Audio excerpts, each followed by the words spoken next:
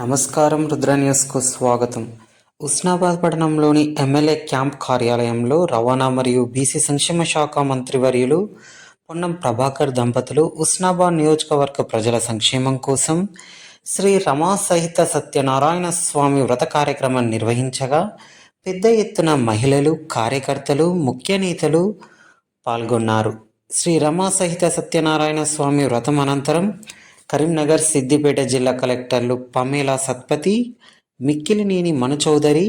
Additional కలెక్టర్లు కలిసి Husnabad camp కార్యాలయంలో తీర్థ ప్రసాదాలు స్వీకరించారు.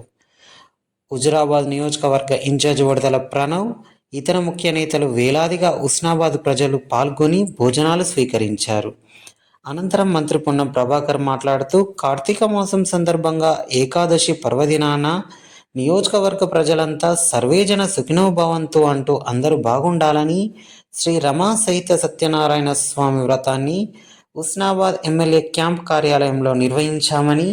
ప్రజలంతా వచ్చి సత్యనారాయణ స్వామి పూజా కార్యక్రమంలో పాల్గొన్నందుకు వారందరికీ ధన్యవాదాలు తెలియజేశారు.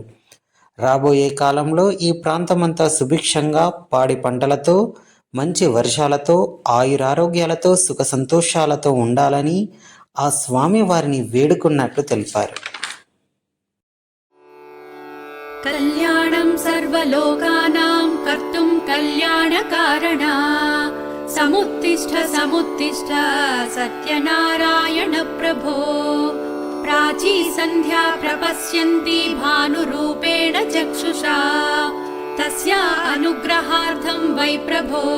జాగృహి జాగృహి జాగృహ్యన్నవరాధీస స్వామిన్ సత్యేశ జాగృహి లోకానాం పాలనార్థం వై ప్రభో జాగృహి జాగృహి తిష్టంతి దేవతాః సర్వే ద్వారే సత్యవిభో తవ సముత్తిష్ఠ సముత్తిష్ఠ ప్రభో జాగృహి జాగృహి సుప్రభాతమిహ సుందరవర్ణే సుప్రభాతమధసాగర కన్యే రత్నశైలపతి మానస సుస్థే సత్యదేవ సతి హే జగదీఢ్యే జగత్స్వామిని స్వామిని స్నేహపూర్ణే జగన్మోహనాకార సౌవర్ణవర్ణే రమే దేవి దుఃఖార్తదీన ప్రసన్నే శుభే సుప్రభాతం తవైవాస్తు మాన్యే సహస్రాంశు సింధూరవత్ పూర్వ సంధ్యా దిగంతాంగణే రంగవల్లీం దిశంతి తవ స్వాగతం సద్విజైర్వ్యాహరంతి ప్రభో సత్యదేవాస్తు తే సుప్రభాతం నవానాం వధూనాం వరాణాం సమూహా దిగంతాగతస్తావకద్వారదేశే వ్రతం కర్తుమాతా వ్రత ఆవసంతి ప్రభో సత్యదేవాస్తు తే సుప్రభాతం करे पुष्पमाला मुखे मन्त्रमाला सुसंहृत्य भक्त्या भवद्वारमूले तवैवार्चनां कर्तुमाता यतन्ते प्रभो सत्यदेवास्तु ते सुप्रभातम् ऋतौ प्रावृषि श्रावणे मासि शुक्ले द्वितीयातिथा वा विरासि स्वयं वै महारत्नशैले सरित्पुण्यकूले प्रभो सत्यदेवास्तु ते सुप्रभातम् जगत्स्तोत्रपात्रा त्रिमूर्त्यात्र गात्रा श्रुतिप्रोक्त चारित्र लक्ष्मी कळत्रा महापाप दुर्गाटवीवीति होत्रा प्रभो सत्यदेवास्तु ते सुप्रभातम् समीपेऽस्ति पम्पा निलिम्पानुकम्पा स्वकीयैर्जलैर्धूतभक्तौघपापा तवैवाभिषेक्तुं पदद्वन्द्वमीढ्यम् प्रभो सत्यदेवास्तु ते सुप्रभातम् भवत्क्षेत्रपालोऽत्र कोदण्डधारी त्रियामा स्वनिद्रोलसद्रक्तनेत्रा स रामोऽभिरामो भवन्तं दिदृक्षु प्रभो सत्यदेवास्तु ते सुप्रभातम् त्रिपात्री विभूतिं च नारायणाख्यम् महायन्त्रराजं स्वधिष्ठाय भूयाः भवद्भक्तवाञ्छा प्रपूर्तौ दृढोऽसि प्रभो सत्यदेवास्तु ते सुप्रभातम् चतुर्वेदपारायणस्वादुकण्ठाश्चिरम् वैदिकाग्रेसरासावकीनम् प्रभावम् प्रगायन्ति भक्त्या नवद्यम् प्रभो सत्यदेवास्तु ते सुप्रभातम् मुखैरागपूर्णैरजस्रम् सहस्रम् भवद्दिव्यगाथाश्च वर्णैरवर्ण्याः सुकागोपुराग्रेषु गायन्ति रम्यम् प्रभो सत्यदेवास्तु ते सुप्रभातम् मनोवागतीतं महायोगिगम्यं भवद्दिव्यतत्त्वं सुविज्ञातुमारात्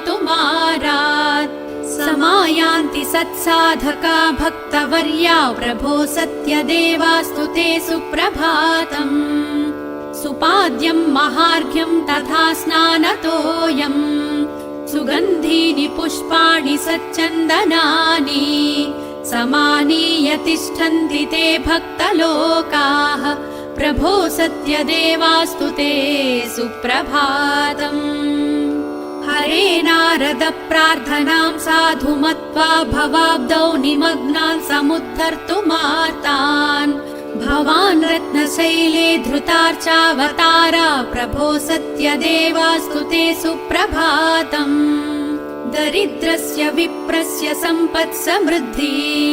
महावैभवम् काष्ठविक्रेतुरास्ताम् त्वदीयव्रतस्य प्रभावादनन्तात् प्रभो सत्यदेवास्तु ते सुप्रभातम् करोमीत्य कृत्वा व्रतम् तावकीनम् स्ववाक्यात् परिभ्रष्टमज्ञम् च साधुम् सुसप्त्वा पुनः पूजितः सौख्यदो भू प्रभो सत्यदेवास्तु ते सुप्रभातम् धनम् नाविनास्तीत्य सत्यम् वदन्तम् विदण्ड्याथ साधुम् तथैवेति वाचा पुनः पूजितस्तेन पुण्यप्रदो भूः प्रभो सत्यदेवास्तु ते सुप्रभातम् कृतम् गोपकैरित्यहङ्कारपूर्णस्तिरस्कृत्य राजा व्रतम् सप्त आसीत्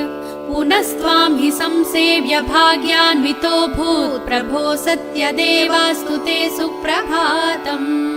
तवार्चनार्थमुद्गतासु दिव्यपुष्पपङ्क्तिषु पिबन्ति नैव चञ्चरीकसञ्चया प्रियम् मधु त्वदीय वैभव प्रगान तत्परा कृतस्वना शुभप्रभातमस्तु रत्नशैलशेखर प्रभो स्वसाखिकाकरान् प्रसार्य पत्रचामरव्रजैः दिवानिसं च वीजयन्ति तत्र तत्तरुत्तमाः कटाक्षवीक्षणाय ते विलोकयन्त आस्थिताः शुभप्रभातमस्तु रत्नशैलशेखर प्रभो